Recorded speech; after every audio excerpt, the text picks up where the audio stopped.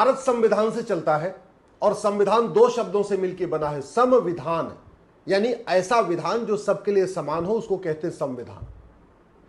हम आजादी की 75वीं वर्षगांठ मना रहे हैं, लेकिन सच्चाई यह है कि भारत में संविधान नहीं बहुविधान है।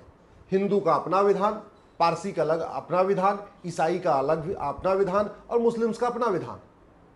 पारसियों के लिए पारसी मैरिज एक्ट 1936 चल रहा है, मुस्लिम्स के लिए शरीयत एक्ट 1937 चल रहा है, क्रिश्चियन के लिए क्रिश्चियन मैरिज एक्ट 1872 चल रहा है। तो सबका अपना अपना विधान चल रहा है। और ये जो पर्सनल लॉ सबके अपने अपने हैं, इससे एक नहीं 15 समस्याएं हैं, 15। उदाहरण के लिए सबसे पहले शादी विवाह की उम्र अलग है। हिंदू, पारसी, ईसाई, जैन, बौद्ध, सिख के लिए शादी की जो मिनिमम एज है वो 18 साल है।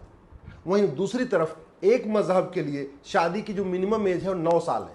पीरियड आ जाए या 9 साल, अगर पीरियड 8 साल में हो आ जाए या 7 साल में आ जाए तो यानी 7 साल या 8 साल में भी शादी की जा सकती है।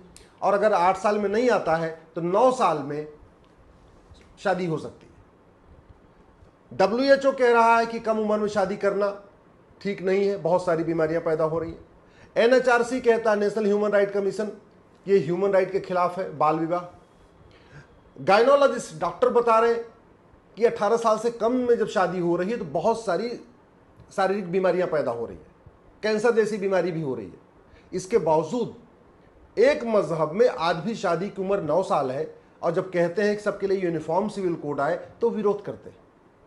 ऐसे ही दूसरा, grounds of divorce. Hindu, Jain, Bauddh, Sikh, Parsi, ईसाई, इनके लिए अगर 18 साल से पहले शादी हो जाए तो वो भी एक ग्राउंड्स ऑफ डिवोर्स बन सकता है। व्याभिचार भी एक ग्राउंड्स ऑफ डिवोर्स है।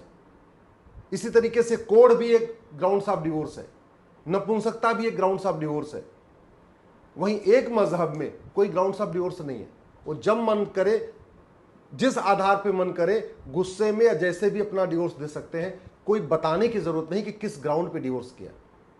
ऐसे ही procedure of divorce, Hindu, Jain, Bauddh, Sikh, Parsi, ईसाई के लिए अगर डिवोर्स लेना है तो बाकायदा फैमिली कोर्ट जाना पड़ेगा, कारण बताना पड़ेगा, और कारण बताएंगे, उसके बाद जज साहब समझाएंगे दोनों पक्षों को। अगर दोनों पक्ष नहीं मानेंगे तो डिवोर्स हो जाएगा।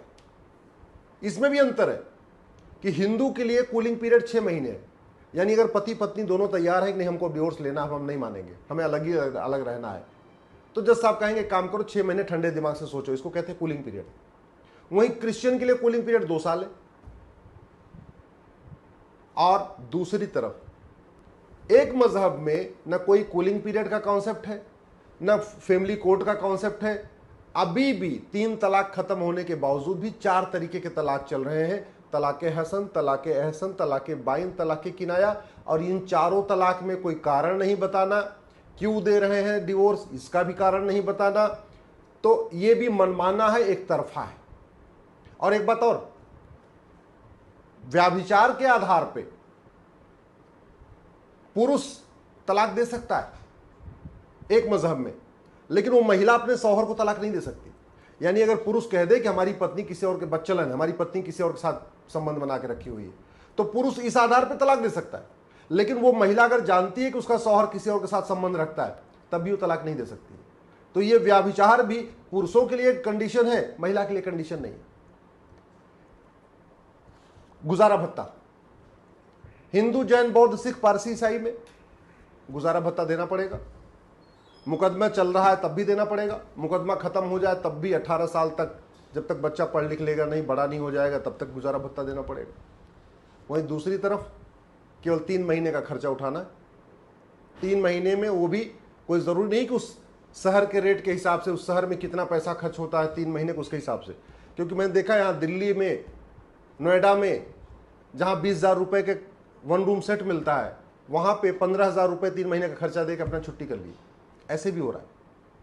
तो गुजारा भत्ता का भी कोई फार्मूला सबके लिए एक समान नहीं है। इसी तरीके से गोद लेने का अधिकार, हिंदू, जैन, बौद्ध, सिख में बच्चा गोद लेने का अधिकार है, माता को भी अधिकार है, पिता को भी अधिकार है। एक मजहब में न पिता को बच्चा गोद लेने का अधिकार है, न माता को बच्चा गोद लेने का अधिकार है, और बच्चा गोद भी ले लिया तो अपने 100% प्रॉपर्टी देने का अधिकार नहीं है। बच्चे के भरण पोषण का अधिकार भी हिंदू जैन बौद्ध सिख में पूरा है, एक मजहब में नहीं है। विरासत का एक समान अधिकार, विरासत मतलब उत्तराधिकार, जो प्रॉपर्टी आती है अपने पूर्वजों से, अब उसमें हिंदू जैन बौद्ध सिख में बेटा हो या बेटी, विरासत का एक समान अधिकार है, उत्तराधिकार का एक समान अधिकार है। लेकिन एक मजहब में बेटा और बेटी को एक समान नहीं माना जाता, जो प्रॉपर्टी राइट है उसमें इक्वल राइट नहीं है।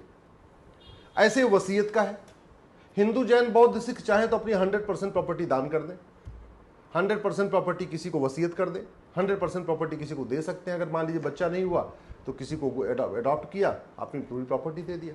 वहीं एक मजहब में मैक्सिमम 1/3 प्रॉपर्टी तो दे सकते हैं, उससे ज़्यादा दे ही नहीं सकते, बाकी 2/3 प्रॉपर्टी वो चली जाएगी कहीं और। तो ये एक बहुत बड़ी प्रॉब्लम है। इसी तरीके से माता पिता की देखभाल, हिंदू जैन बौद्ध सिख में बेटियों को भी अपने माता पिता की देखभाल का पूरा अधिकार है, एक मजहब में अधिकार नहीं है। हिंदू जैन बौद्ध सिख में एक पति एक पत्नी का नियम पूरी तरीके से लागू होता है, और जो नहीं मानेगा उसको सजा भी मिलेगी, 7 साल की सजा का कानून है।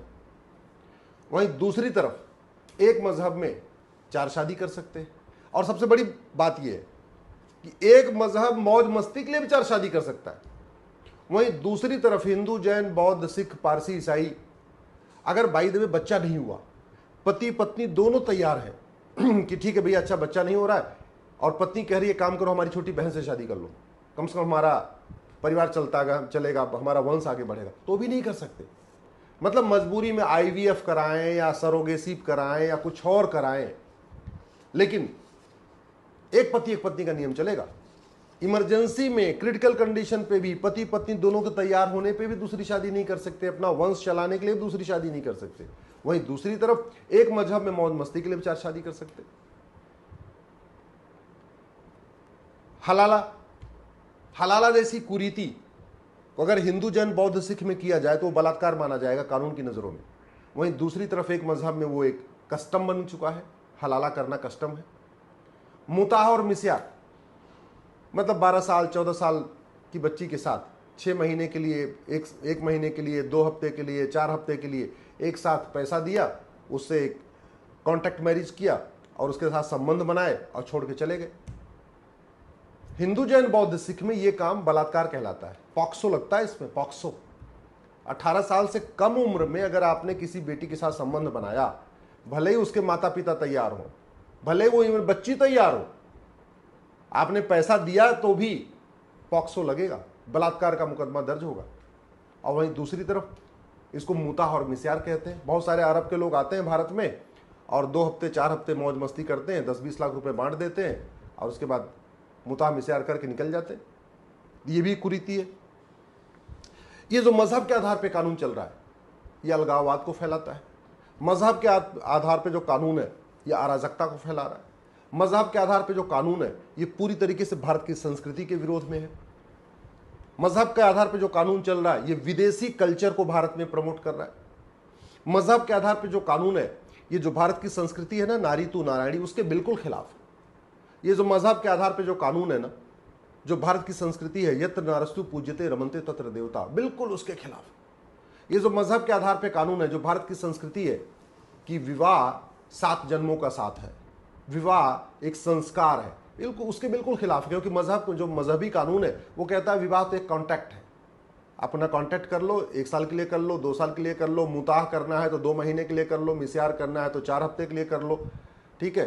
तो जहां एक तरफ भारत की संस्कृति में विवाह एक पवित्र संस्कार है, 7 जन्मों का साथ है, वहीं दूसरी तरफ जो ये विदेशी मजहब का जो कस्टम चल रहा है, जो शरीयत चल रहा है, उसमें इसको एक कॉन्ट्रैक्ट बता दिया गया। तो एक तरीके से ये जो कानून है, जो मजहबी कानून है, ये भारत की संस्कृति के भी खिलाफ है। कानून अलग अलग होते हैं तो जज भी कंफ्यूज हो जाते हैं, कानून अलग अलग होते हैं तो वकीलों को बहस करने में दिक्कत होती है, कानून अलग अलग होते हैं तो सबको बराबर न्याय नहीं मिलता। कानून अलग अलग है इसलिए अलगाववाद की भावना भी बैठ रही है। इसलिए जो भारत का संविधान कहता है, जिसको बाबा साहब अम्बेडकर कहते थे, आर्टिकल 44, और 23 नवंबर 1948 पे इस पर बहस हुई थी, और उस बहस में कहा गया था कि भारत में सबके लिए यूनिफॉर्म सिविल कोड होगा, समान नागरिक संहिता होगी, एक देश एक संहिता होगी। दुर्भाग्यवश आज तक उसका ड्राफ्ट नहीं बना है और इसीलिए इसका मिस इंटरप्रिटेशन ज़्यादा हो रहा है। सच्चाई तो यह है कि बहुत सारे लोग जो यूसीसी चाहते हैं, यूसीसी के समर्थक हैं, उनको भी नहीं पता है कि इसमें क्या क्या होगा। और जो यूसीसी के विरोधी, उनको तो बिल्कुल नहीं पता। उनको तो अफवाह फैलाई जा रही है कि अरे यूसीसी आएगा तो तुम्हारा नमाज पढ़ना बंद हो जाएगा, तुम्हारा ये बंद हो जाएगा, तुम ईद नहीं मना पाओगे, तुम अपनी मुहर्रम नहीं मना पाओगे, ऐसे से कंफ्यूज किया जा रहा है। इसलिए सबसे ज़्यादा ज़रूरी है एक यूसीसी का ड्राफ्ट तुरंत पब्लिश किया जाए। जब तक यूसीसी का ड्राफ्ट नहीं आएगा तब तक हवा में बहस होगी, हवा में बहस होगी तो कन्फ्यूज़न ज़्यादा होगा, अराजकता ज़्यादा होगी, उन्माद ज़्यादा होगा।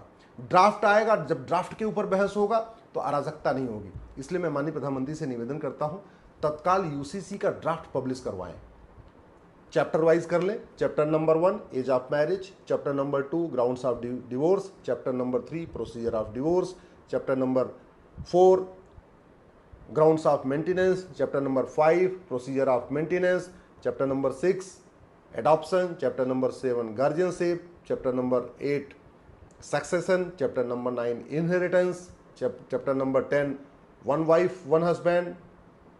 मेरा ये मानना है इसी में एक चैप्टर ये भी होना चाहिए, हम दो हमारे दो, यानी 2 से ज़्यादा कोई बच्चा नहीं पैदा करेगा। अलग से जनसंख्या नियंत्रण कानून की ज़रूरत ही नहीं है, इसी में हम दो हमारे दो कर दिया जाए तो यूनिफॉर्म सिविल कोड कंप्रहेंसिव भी हो जाएगा, भारत की 50% समस्याओं का भी समाधान हो जाएगा, जनसंख्या नियंत्रण भी होगा, एक भारत श्रेष्ठ भारत भी बनेगा, एक देश एक विधान लागू होगा, तो ये अराजकता, अलगाववाद, मजहबी उन्माद भी कम होगा।